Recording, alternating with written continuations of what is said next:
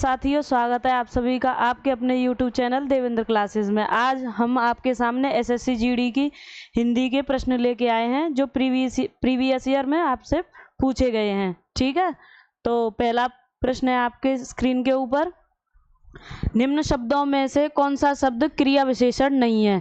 तो इन चार शब्दों में से चार विकल्प दिए गए हैं आपके सामने। चार विकल्पों में से हमें बताना है कि इसमें से एक शब्द है जो क्रिया विशेषण नहीं है, बाकी तीनों क्रिया विशेषण हैं। पहले क्रिया विशेषण के बारे में जान लेते हैं, क्रिया विशेषण क्या होता है ना। तो विशेषण तो आपने सुना होगा। विशेषण मतलब क्या होता है? विशेषण की परिभाषा होती है जो संज्ञा या सर्वनाम की विशेषता बताता है, उसे कहते हैं हम विशेषण, है ना।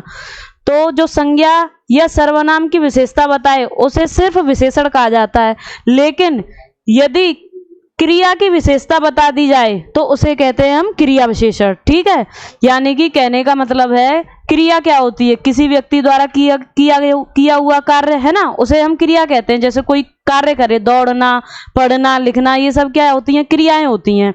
जब इनकी विशेषता बता दी जाए तो उसे कहते हैं हम क्रिया विशेषण। ठीक है, जैसे कोई दौड़ रहा है, तेज दौड़ रहा है ना, तो तेज दौड़ना ये तो क्रिया है, लेकिन तेज दौड़ना ये क्रिया की विशेषता बता रहा है कि कैसे दौड़ रहा है, वो तेज दौड़ रहा है ना।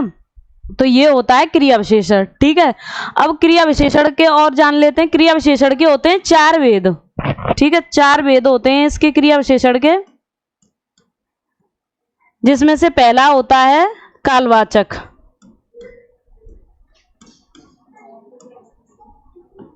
ठीक है, और दूसरा होता है स्थानवाचक।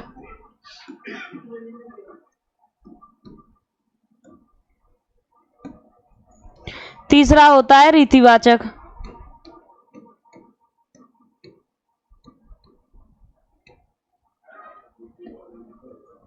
तो चार इसके वेद हैं कि ये पहला है कालवाचक, दूसरा है स्थानवाचक, तीसरा है रीतिवाचक और चौथा है परिमाणवाचक।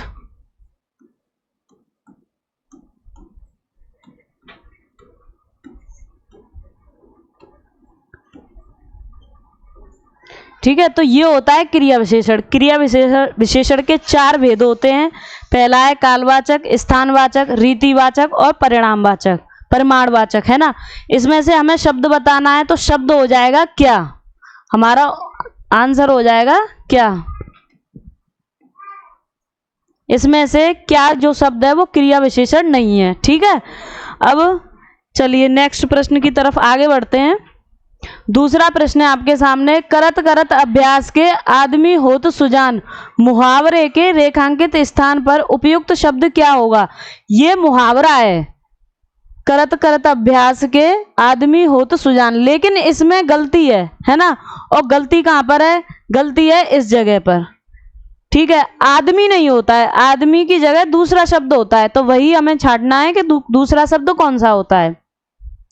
तो ऑप्शन पढ़ते हैं, राजा होता है, जड़मती होता है, बुद्धिमती होता है या मनुष्य होता है।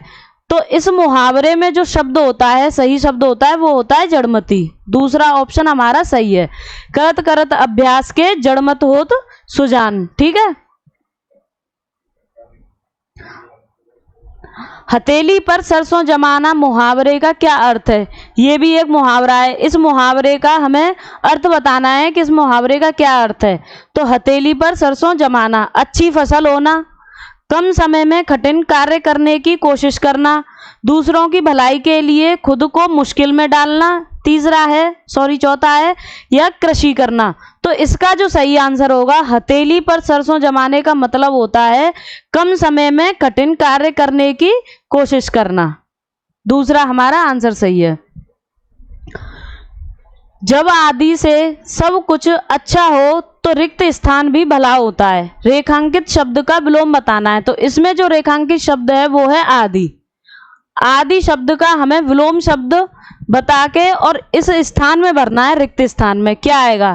तो आदि का क्या मतलब होता है? ठीक है, पहले आदि के बारे में जानते हैं। आदि का मतलब होता है किसी चीज की शुरुआत।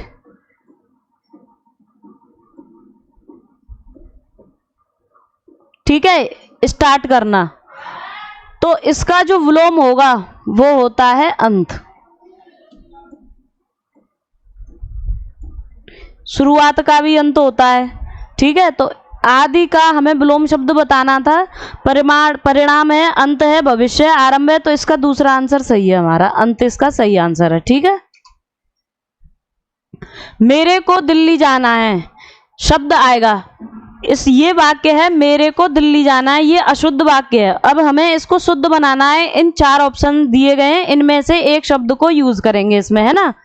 इसमें प्रयोग करके हमें सही शब्द को प्रयोग करना है, जिससे ये वाक्य सही शब्द बन जाएगा। ठीक है, तो पहला ऑप्शन है तेरे को, या इसका लगेगा, इसकी लगेगा, या मुझे लगेगा। तो ये मुझे जो शब्द है ये सही है इसमें। चौथा ऑप्शन, मुझे दिल्ली जाना है, ये वाक्य शुद्ध है। ठीक है, हमें अशुद्ध छांटना था इसमें से। अशुद्ध शब्द ये वाला है मेरे को। हिंदी में मेरे को तेरे को कोई शब्द नहीं होते हैं, शब्द होता है मुझे। सही। ठीक है, आगे बढ़ते हैं। अधम का सही पर्यायवाची कौन से वाक्य में प्रयोग हुआ है? तो हमें अधम का पर्यायवाची बताना है, इसमें से किस वाक्य में प्रयोग हुआ है। ठीक है, तो वह बहुत नीच व्यक्ति है, मोहन अत्यंत विद्वान है, यह रास्ता नीचे की ओर जाता है। चौथा है राकेश सदैव अधम का पक्ष लेता है। तो इसका जो सही आंसर होगा वो होगा हमारा पहला। अधम का जो मतलब होता है वो होता है नीच। ठीक है, तो यही हमारा सही आंसर है। अधम का पर्यायवाची नीच होता है, या अर्थ कह लो कि अधम का अर्थ क्या होता है, तो उसे कहते हैं नीच। ठीक है, आगे बढ़ते हैं। निम्न में से कौन सा शब्द द्रव्यवाचक संज्ञा शब्द है? तो हमें इसमें से द्रव्यवाचक संज्ञा शब्द छांटना है। कोयला है, साहस है, सूरज है, या विद्यार्थी है। तो द्रव्यवाचक संज्ञाएं कौन सी होती हैं? द्रव्यवाचक संज्ञा किसके अंतर्गत आती हैं, है ना। तो इसे कहते हैं वे शब्द जो धातु या द्रव्य का बोध कराएं, है ना। तो इसके अंदर क्या क्या आएंगे? धातु का बोध कराए या द्रव्य का बोध कराए। और द्रव्य के अंतर्गत भी आ जाते हैं तीन आएंगे इसमें से।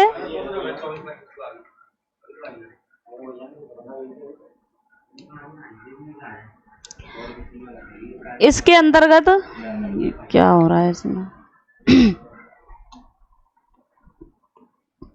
द्रव्य के अंतर्गत आता है, एक तो आता है द्रव, ठीक है, एक होता है ठोस और एक होता है गैस।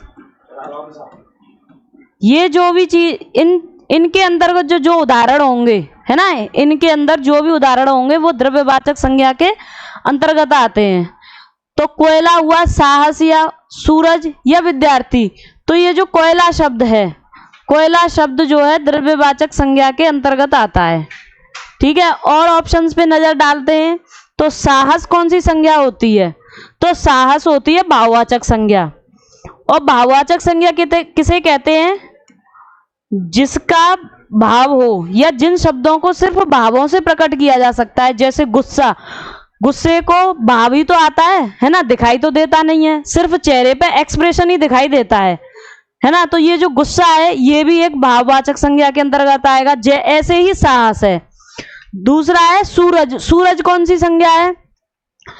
तो जो सूरज है वो व्यक्तिवाचक संज्ञा है। और व्यक्तिवाचक संज्ञा कौन होती है? जो इस दुनिया में सिर्फ एक होती है, उसे हम व्यक्तिवाचक संज्ञा कहते हैं। जैसे किसी व्यक्ति का नाम हुआ, है ना, किसी पहाड़ का नाम हुआ, जैसे सूरज हुआ, ये एक व्यक्तिवाचक संज्ञा है। तो व्यक्तिवाचक संज्ञा हो गया सूरज।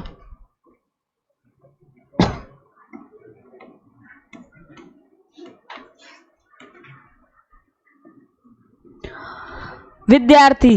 अब इसमें से विद्यार्थी है, विद्यार्थी कौन सी संज्ञा है? तो विद्यार्थी है जातिवाचक संज्ञा, क्योंकि विद्यार्थी एक नहीं होते, विद्यार्थी कई होते हैं। क्लास में कई विद्यार्थी बैठे रहते हैं तो उनको हम विद्यार्थी कहते हैं। और जातिवाचक जो संज्ञा होती है वो समूह में होती है। ठीक है, चलिए आगे बढ़ते हैं। अगला प्रश्न है आपका, जिसमें दया की भावना ना हो के लिए एक शब्द क्या होगा? तो क्या होगा इसमें से एक शब्द? अभय होगा, निर्जीव होगा, निर्भय होगा, या निर्दय होगा।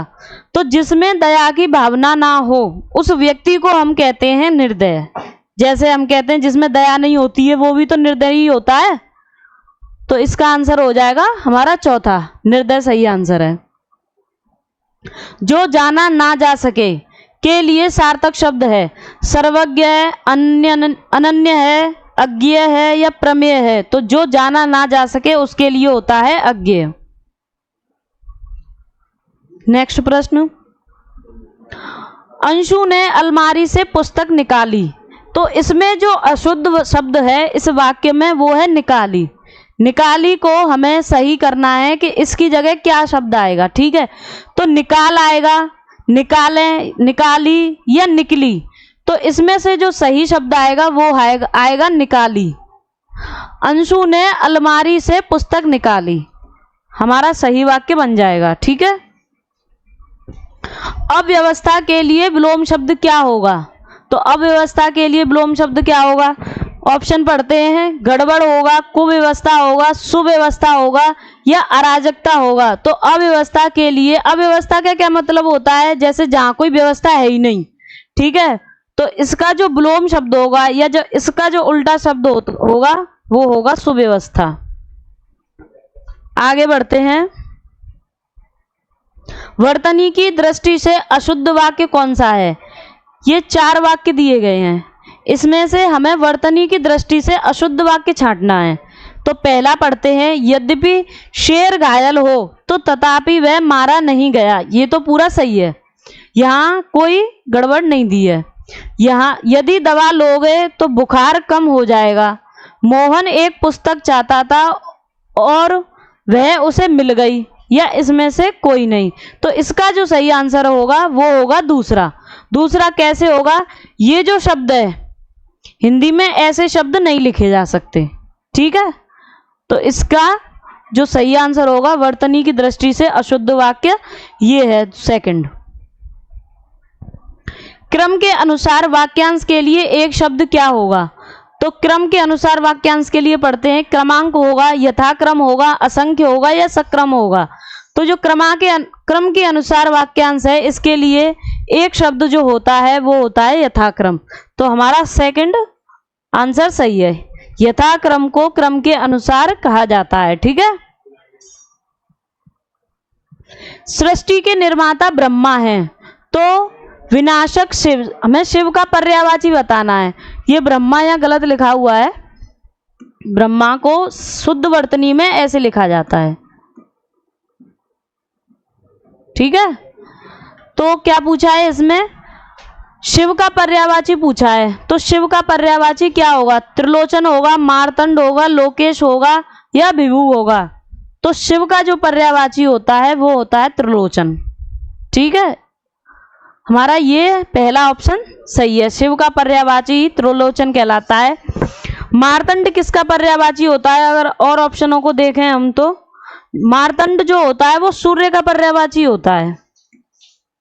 ठीक है, और सूर्य का एक और पर्यायवाची होता है जिसे आदित्य भी कहते हैं। आदित्य तो बहुत चर्चित हो रहता है। ठीक है, किसी ना किसी परीक्षाओं में पूछ लिया जाता है, जीडी में कई बार पूछ लिया गया है। सूर्य का पर्यायवाची आदित्य ऑप्शन में दिया रहता है। लोकेश और विभु, ये जो दोनों पर्यायवाची होते हैं वो ब्रह्मा के होते हैं। ठीक है,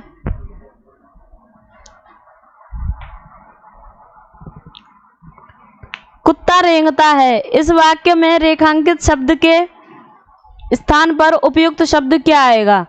तो रेखांकित शब्द इसमें हो जाएगा रेंगना। ठीक है, तो इसकी जगह हमें सही शब्द चुनना है कि क्या आएगा। तो मिमियाता, गुटुरगु करता, चहचहाता या भौंकता। तो कुत्ता भौंकता है ना, तो चौथा कुत्ता भौंकता है, तो हमारा ऑप्शन नंबर चौथा सही हो जाएगा। वसंत ऋतु में वृक्षों में नव पल्लव आते हैं, वाक्य में प्रयुक्त पल्लव का क्या अर्थ है। ये जो पल्लव है इसका हमें अर्थ बताना है। ठीक है, तो पल्लव का अर्थ डाली होता है, शाखा होता है, पत्ता होता है या फूल होता है। तो पल्लव का जो अर्थ होता है वो पत्ता होता है। तीसरा सही आंसर है हमारा। साहित्य से संबंधित वाक्यांश के लिए एक शब्द क्या होगा। तो क्या होगा इसमें, तो साहित्यिक होगा, सरोकार होगा, सामाजिक होगा या दर्पण होगा। तो जो व्यक्ति साहित्य से संबंधित रखता है या रहता है उसे साहित्यिक कहते हैं, है ना। तो पहला ऑप्शन हमारा सही है। वर्तनी की दृष्टि से अशुद्ध वाक्य का चयन कीजिए। वर्तनी की दृष्टि से अशुद्ध वाक्य देखना है, इसमें कौन सा है? मैं आपसे असहमत नहीं हूं, तो ये तो सही है। माउंट आबू के मंदिर देखने लायक हैं। मेरे पास 4 रुपए से अधिक नहीं है। यह प्रस्ताव सबको स्वीकार्य नहीं है। तो इसमें से जो सही आंसर होगा, इसमें जो अशुद्ध वाक्य है, हमें अशुद्ध वाक्य छांटना है, वो है ये वाला चौथा। क्योंकि स्वीकार्य ऐसे नहीं लिखा जाता है, स्वीकार्य को शुद्ध वर्तनी के रूप में ऐसे लिखा जाता है। इसमें यही गलत है, ठीक है। बाकी तीनों ऑप्शन बिल्कुल सही है आपके सामने। निम्न विकल्पों में से किस एक वाक्य में क्रिया संबंधी अशुद्धि है? तो ऑप्शन पढ़ते हैं। इसरो के चरित्र, इसके चरित्र पर अकारण ही कीचड़ नहीं डालना चाहिए। कृपया उत्तर शीघ्र दें। चोरी करते हुए पकड़े जाने पर उस पर घड़ों पानी पड़ गया, वह लड़का दौड़ता है। तो इसका जो सही आंसर होगा वो होगा पहला, इसके चरित्र पर अकारण ही कीचड़ नहीं डालनी चाहिए। इसमें क्रिया संबंधी अशुद्धि है। अतिवृष्टि का सही विलोम क्या है? तो अतिवृष्टि का सही विलोम क्या होगा? अवृष्टि होगा, बाढ़ होगा, निवृष्टि होगा या अनावृष्टि होगा। तो अतिवृष्टि का सही जो विलोम शब्द होता है वो होता है अनावृष्टि, ठीक है। अतिवृष्टि का विलोम शब्द अनावृष्टि होता है। पूरे हो गए। ये 20 प्रश्न थे आपके एसएससी जीडी में आए हुए प्रश्न पूछे गए थे, है ना। ठीक है, आगे मिलते हैं नेक्स्ट वीडियो में।